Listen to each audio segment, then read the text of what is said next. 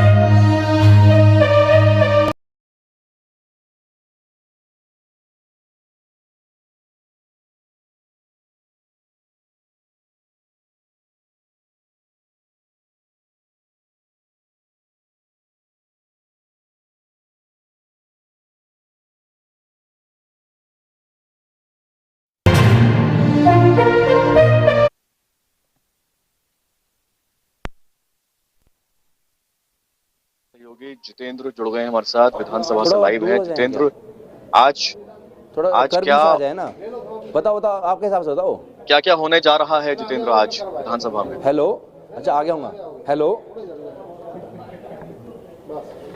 Hello जी जितेंद्र आप live हैं, क्या आप सुन सकते हैं हमको?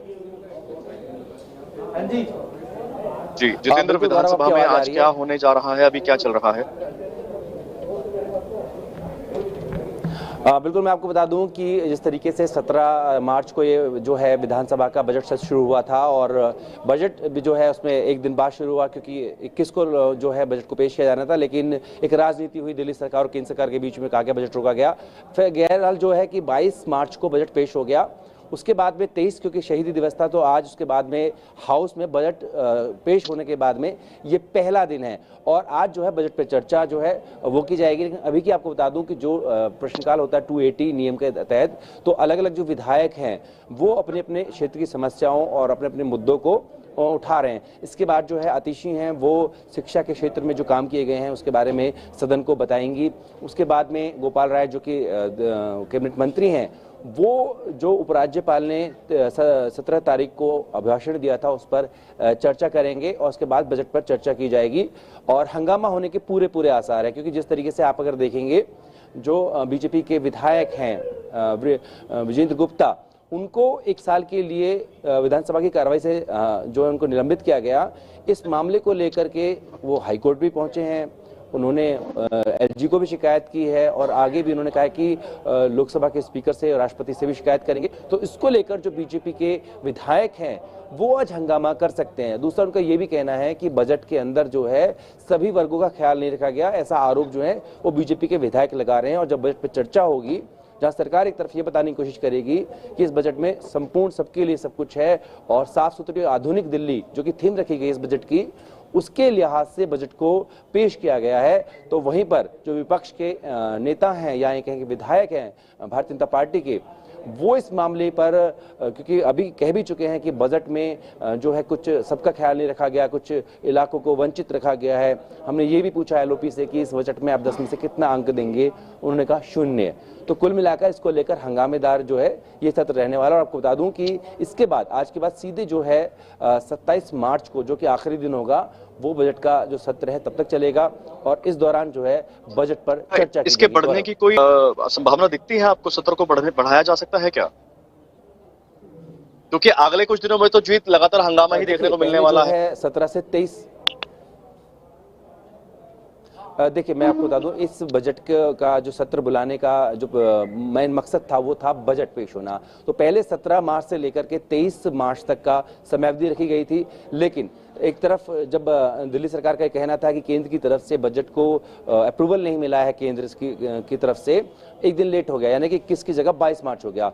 फिर 23 मार्च यानी कि शहीदी दिवस, जो हमारे शहीदों को याद किया गया, तो विधानसभा का कार्य नहीं किया गया। तो ऐसे में ये 2 दिन घटे थे, तो इनको बढ़ाकर 27 मार्च, क्योंकि शनिवार इतवार जो है वो विधानसभा नहीं चलती है। अभी फिलहाल ऐसी कोई जरूरत महसूस नहीं हो रही है कि इसको विधानसभा के सत्र को आगे बढ़ाया जाए, लेकिन अगर चर्चा नहीं हो पाती है, इस तरीके से हंगामा रहता है, तो उसके लिए गुंजाइश जरूर होती है कि आगे सत्र को बढ़ाया जा सकता है। लेकिन जो मुख्य काम था वो बजट पेश होना, वो हो गया है। अब सिर्फ इस पे चर्चा मात्र बची है। जी, एक हंगामा मुझे लगता है जीत इस पर भी होने की संभावना क्या है क्या? जिस तरह से कल अरविंद केजरीवाल ने जंतर मंतर पर तमाम पार्टी कार्यकर्ताओं के साथ, पंजाब के मुख्यमंत्री भगवंत मान के साथ, दिल्ली के मंत्री गोपाल राय और सांसद संजय सिंह के साथ में एक तरह से सीधे तौर पर केंद्र सरकार को चुनौती दे दी, और जिस तरह के आरोप, जिस तरह के भाषण उन्होंने दिए, वो खुले तौर पर उन्होंने चुनौती दी है। पोस्टर वॉर हमने अभी देखी ही है कल।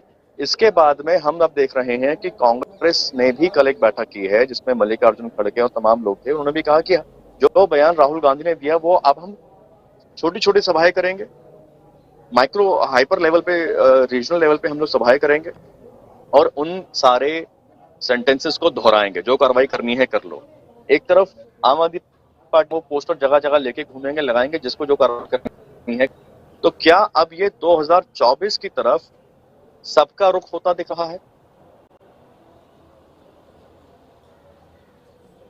देखिए गौरव, अगर हम कल की बात करें तो जिस तरीके से मौका शहीदी दिवस का था, लेकिन एक सभा रखी आम आदमी पार्टी ने, उसमें अपने तमाम जो हैं दिल्ली के, पंजाब के विधायक हैं, मंत्री हैं और दोनों राज्यों के मुख्यमंत्री वो पहुंचे जंतर मंतर पर। साफ तौर पर उन्होंने सीधा निशाना जो है प्रधानमंत्री पर किया, उनकी पढ़ाई लिखाई को लेकर सवाल खड़े किए और ये बताया कि उनकी जो पढ़ाई लिखाई है वो ठीक नहीं है। उनके एक बयान जो है उसका जिक्र किया गया और कहा गया कि वो कम पढ़े लिखे हैं, वो खुद कहते हैं इस बात को। दूसरा, तमाम जो भ्रष्टाचारी हैं, जब अन्य दल में थे तो उनके खिलाफ मामले होते थे, जब उन्होंने भाजपा ज्वाइन कर ली तो उनके खिलाफ मामले बंद हो गए। यानी कि एक तरीके से संदेश देने की कोशिश की कि जो भ्रष्टाचारी, इनको संरक्षण दिया जाता है।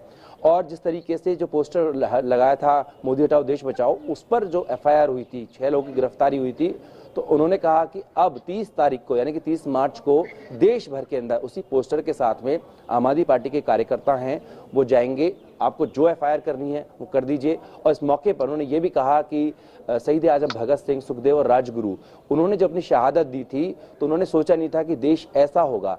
साथ ही साथ में उन्होंने ये भी कहा कि 100 साल पहले जब अंग्रेजों का शासन था तब भी पोस्टर लगाने पर इस तरह की कार्रवाई नहीं होती थी, लेकिन जिस तरह की कार्रवाई अभी हो रही है, कुल मिलाकर सीधा निशाना प्रधानमंत्री पे है। लड़ाई 2024 की है, भले ही 2023 के मार्च में ये भाषण जो है दिया जा रहा था, ये अटैक किए जा रहे थे। दूसरी तरफ आप देखेंगे तो एक बड़ी कवायद और हुई है। 14 विपक्षी दल, जिसमें आम आदमी पार्टी तो है ही है, कांग्रेस भी है, सब एक साथ सुप्रीम कोर्ट पहुंचे हैं। सुप्रीम कोर्ट में इन 14 दलों की तरफ से कहा गया है कि जांच एजेंसियों का दुरुपयोग हो रहा है, तो सुप्रीम कोर्ट एक गाइडलाइन बनाए कि रेड कैसे डाली जाएगी, कैसे कार्रवाई होगी। क्योंकि विपक्ष का यही आरोप है कि इन एजेंसियां, जो कि प्रीमियर एजेंसी हैं, ईडी है, सीबीआई है, आईटी है, इनका इस्तेमाल विपक्ष के नेताओं को तोड़ने के लिए, दबाने के लिए, खत्म करने के लिए किया जाता है।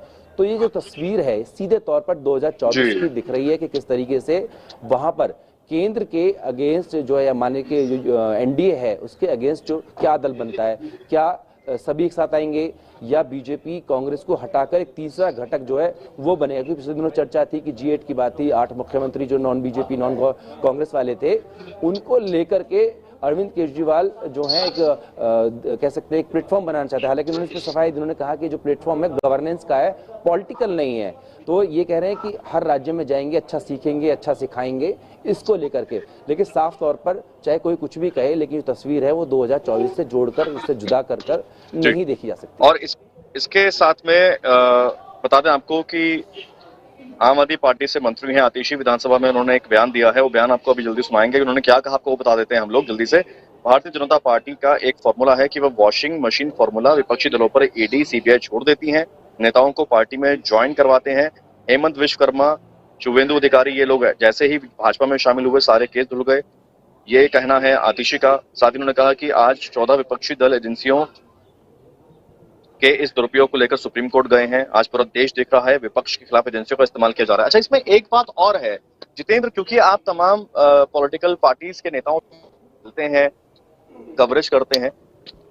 जिस समय मनीष सिसोदिया की गिरफ्तारी हुई उस समय कांग्रेस का आम पार्टी के साथ नहीं दिखा, और हम जब डिबेट भी कर रहे थे इन मुद्दों पर, तो उन मुद्दों पर आने वाले कांग्रेस के प्रवक्ता और ग्राउंड के लीडर्स, चाहे हम फील्ड में शो कर रहे हैं, चाहे वो प्रवक्ता हो या ब्लॉक अध्यक्ष हो या वार्ड अध्यक्ष हो, ये सब लोग बरसते थे आम आदमी पार्टी के खिलाफ।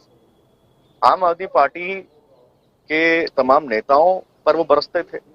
मनीष सिसोदिया ने घोटाला करा है ऐसा सीधा स्पष्ट तौर पे बोलते थे।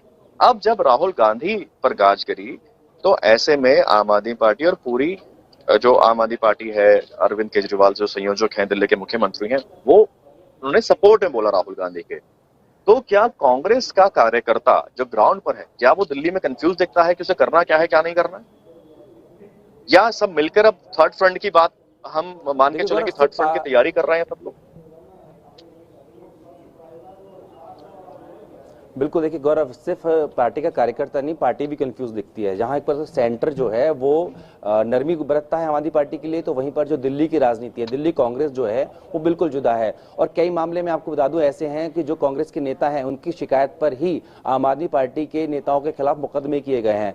अब आपको अगर याद हो तो फीडबैक यूनिट वाला जो मामला है जिसमें सीबीआई मुकदमा भी दर्ज कर चुकी है, उसमें संदीप दीक्षित हैं, उन्होंने एलजी से मांग की है कि ये मामला क्योंकि राजनेताओं की जासूसी से जुड़ा हुआ है तो इसकी एनआईए से जांच करा जाए, यूएपीए लगाया जाए, जो कि अपने आप में बड़ा घातक होता है। तो ऐसे में कांग्रेस के अंदर भी कई चीजें हैं, क्योंकि जो दिल्ली कांग्रेस के नेताओं ने लगता है कि अगर हाथ मिला लेते हैं, हालांकि पहली बार नहीं हो रहा है, पहली जब सरकार बनी थी तो कांग्रेस के समर्थन से ही बनी थी, तो वो खत्म हो जाएंगे, उनके सामने अस्तित्व का खतरा है। तो वहीं सेंटर को, यानी कि जो केंद्रीय राजनीति है कांग्रेस की, उसे लगता है कि उसे अगर 24 में दमखम दिखाना है या वापसी करनी है या मजबूत होना है तो इनके साथ की बेहद जरूरत है। तो इसमें हमने भी आम आदमी पार्टी के नेताओं से पूछा, संजय सिंह से भी कल हमारी बात हुई, उनसे पूछा कि आप तो यहाँ पर कह रहे हैं क्या एक तरफा प्यार है क्या ये, कि आप उनके लिए खड़े हो जाते हैं जब उन पर कुछ होता है, और जैसे कि कल सूरत की कोर्ट ने उनको सजा सुनाई और उनकी सदस्यता पर खतरा है, लेकिन जब आपके नेताओं की बात आती है तो कांग्रेस आपके साथ में उस तरीके से खड़ी नजर नहीं आती। तो उन्होंने कहा इस बात का जवाब तो वो कांग्रेस के नेता ही देंगे, लेकिन जब जब विपक्षी किसी भी पार्टी, ना सिर्फ कांग्रेस को के साथ में संकट आया है, सामने कुछ हुआ है, तो हम उनके साथ खड़े हुए हैं। तो कुल मिला के यहाँ देखें तो दुविधा जरूर है, लेकिन जो केंद्र राजनीति है कांग्रेस की वो पूरी तरह से एकजुट दिख रही है। सुप्रीम कोर्ट में याचिका डली है, उसमें जो है कांग्रेस भी शामिल है और आम आदमी पार्टी भी शामिल है। तो यहाँ दिखता है कि दोनों राहें एक तरफ है, लेकिन जब बात दिल्ली की राजनीति पे आती है तो राय जुदा जुदा हो जाती है। जी ठीक है। अब इस पे